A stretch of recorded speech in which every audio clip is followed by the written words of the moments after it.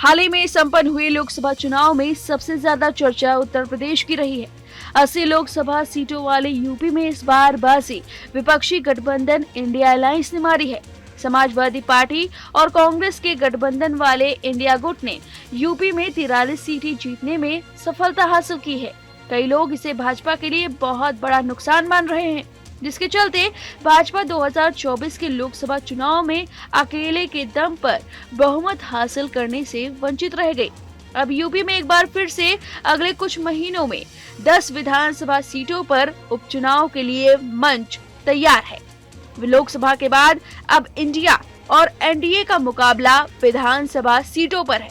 दरअसल लोकसभा चुनाव में मुख्य रूप से सत्तारूढ़ भाजपा और मुख्य विपक्षी समाजवादी पार्टी के 9 विधायक विभिन्न लोकसभा क्षेत्रों से विजयी हुए। उसमें से कुछ ने अपनी लोकसभा सीटें बरकरार रखने के लिए विधानसभा से इस्तीफा दे दिया और बाकी आने वाले दिनों में ऐसा करने वाले हैं। सिसामऊ विधानसभा सीट भी अब खाली होने जा रही है, क्योंकि इसमें सपा विधायक इरफान सोलंकी को आगजनी के एक मामले में हाल ही में 7 साल की सजा सुनाई गई थी। यानी सोलंकी अब विधानसभा की सदस्यता खोने वाले हैं।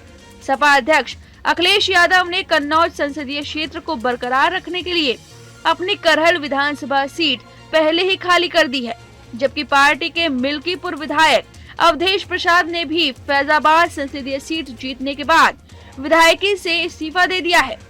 लोकसभा चुनाव में जहां सत्तारूढ़ भाजपा ने उत्तर प्रदेश में अपनी जमीन खो दी, तो वहीं विपक्षी गुट इंडिया राज्य में फिर से उभरता हुआ प्रतीत हुआ है। उपचुनाव के लिए दोनों अभी से कमर कस रहे हैं। अयोध्या के मिल्कीपुर में पहले से ही आक्रामक कंपटीशन की उम्मीद है। सत्तारूढ़ भाजपा सपा से इस सीट को छीनना चाहेगी, क्योंकि वह महत्वपूर्ण फैजाबाद निर्वाचन क्षेत्र में सपा से लोकसभा की लड़ाई हार चुकी है। वहीं सपा अभी भी इस बात पर विचार कर रही है कि करहल से उसका सबसे बेहतरीन संभावित उम्मीदवार कौन होगा। इसके लिए अखिलेश के भतीजे तेज प्रताप यादव का नाम चर्चा में है। तेज प्रताप को पहले लोकसभा चुनाव में कन्नौज से सपा का उम्मीदवार घोषित किया गया था।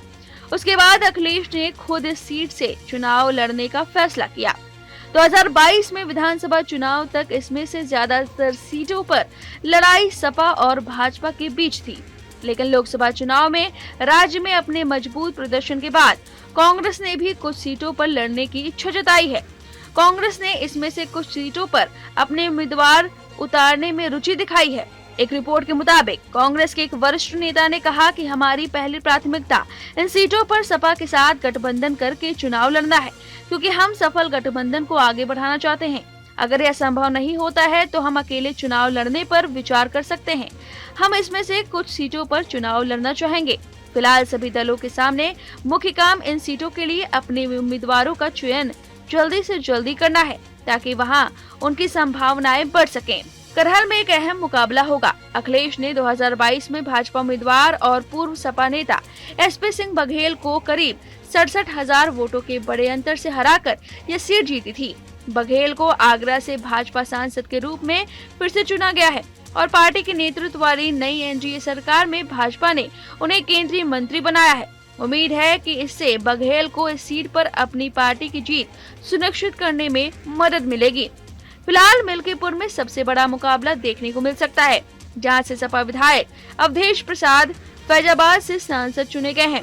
2022 में प्रसाद ने भाजपा के बाबा गोरखनाथ को करीब 13,000 वोटों से हराया था।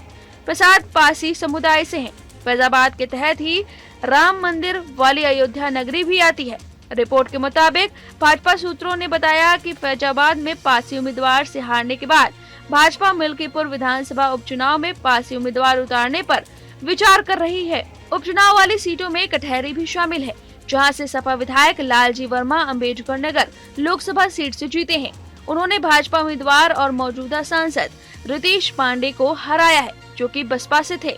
वरिष्ठ सांसद और पूर्व बसपा नेता लालजी वर्मा विधानसभा में सपा के सबसे अनुभवी चेहरों में से एक थे। पार्टी को अब इस सीट से एक अच्छे रिप्लेसमेंट की तलाश करनी होगी। भाजपा की एनडीए सहयोगी निषाद पार्टी इस सीट पर नजर गड़ाए हुए है, क्योंकि उसके उम्मीदवार अवधेश कुमार 2022 में वर्मा से करीबी मुकाबले में हार गए थे। इसके अलावा इसके साथ एक विधायक विनोद कुमार बिंद मझुआ से भाजपा के टिकट पर भदोही लोकसभा सीट से सांसद चुने गए हैं। ऐसे में पार्टी विधानसभा में एक सीट हासिल करना चाहेगी। उपचुनाव के लिए एक और विधानसभा सीट मुरादाबाद की कुंदर की है, जिसमें सपा विधायक जियाउर रहमान अब पार्टी के टिकट पर संभल लोकसभा क्षेत्र में सांसद चुने गए हैं। भाजपा के लिए खैर विधानसभा सीट भी महत्वपूर्ण होगी, क्योंकि मौजूदा विधायक और राज्य के राजस्व मंत्री अनूप प्रधान वाल्मीकि अब हाथरस लोकसभा सीट से निर्वाचित हो गए हैं। अन्य भाजपा विधायक जो लोकसभा चुनाव जीत चुके हैं और अपनी सीटें खाली करेंगे, उसमें फूलपुर विधानसभा सीट से प्रवीण पटेल शामिल है और गाजियाबाद विधानसभा सीट से अतुल गर्ग, जो गाजियाबाद लोकसभा क्षेत्र से चुने गए हैं। जानकारी आपको कैसे लगे हमें कमेंट करके जरूर बताएं।